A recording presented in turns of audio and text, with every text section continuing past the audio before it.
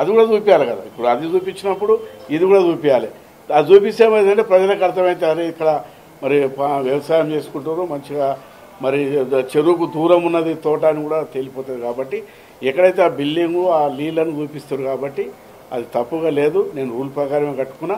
ఒకవేళ మరి తప్పనిది రూల్ ప్రకారం లేదంటే అది నేనే కూల్చేస్తాను. అంత ప్రభుత్వం వచ్చి కూల్చేంత అవసరం లేదు.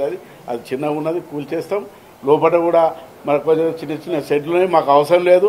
ఆడ పోయి నేను ఉండి అక్కడ ఉండాలి, ఆడనే ఉండాలి అంత పరిస్థితి నాకేం లేదు. అక్కడ మా తాత అప్పట్లోనే మా తాత సంపాదించినటువంటి ఏవైతే చాలా చాలా ల్యాండ్ ఉంది మాకు. ఎందుకంటే మేము అప్పటి నుంచి రైతులం కాబట్టి ఇప్పుడు మేము మా తాత ఉన్న దాంట్లోనే ఇప్పుడు రీజనల్ రింగ్ రోడ్ పోతున్నది. ఎక్కడ శంషాబాదు అక్కడ నుంచి ఏదైతే షాద్ నగరు అక్కడ బోరంపాట ఆ దాంట్లో పోతే అక్కడ మా ల్యాండ్ ఉంది. అక్కడ రీజనల్ రింగ్ రోడ్ వస్తుంది తెలియదు మాకు. ఇప్పుడు మా ల్యాండ్లోకి వెళ్ళి ఆ రీజనల్ రింగ్ రోడ్ పోతున్నది.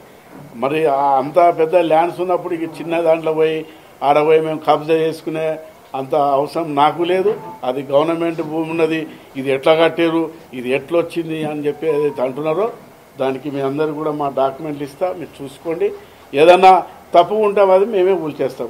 గౌరవ ముఖ్యమంత్రి గారు ఏదైతే చెరువులో కూల్చివేత నిర్ణయం తీసుకున్నారో దానికి పూర్తిగా మా మద్దతు ఉంటుంది. అక్కడ నాది ఒక్కటే కాదు, చాలామంది అక్కడ మ్యారేజ్ హాల్స్ కట్టుకున్నారు. అక్కడ దూరం ఎవరెవరో తెలియదు నాకు, వాళ్ళ గురించి కూడా చెప్పొద్దు నేను.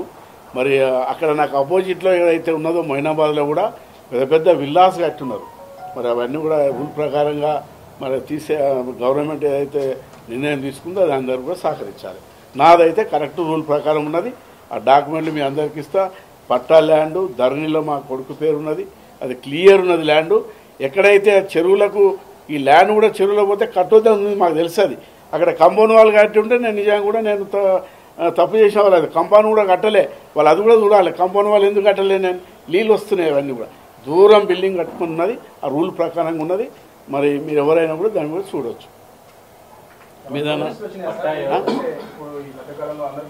నాకు నోటీసులు ఏం రాలేదండి, ఎందుకంటే ప్రెస్లో వస్తుంది కాబట్టి చెప్పవలసిన బాధ్యత నాకున్నది.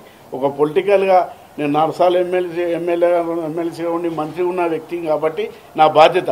నిన్న మొన్న కొంత ప్రెస్లలో వచ్చింది, కొన్ని టీవీలలో పోయి ఆ ఛానల్స్ పోయి చూసిరు కాబట్టి నేను వాళ్ళకు లోపల రావద్దని చెప్పలేము. మా వాచ్యమని చెప్పిన చూపిమన్నా, ఎందుకంటే మనకేమున్నది ఓపెన్గా చూపిమన్నా. ఓపెన్ పోయి చూసిరు అంతా. అది ముస్లిం పేరుకి వెళ్ళి కొత్వాలు వెళ్ళి మేము ఉన్నాం. అది 310 అందరికి వచ్చింది, అందరితో వచ్చింది, నాకు వచ్చింది.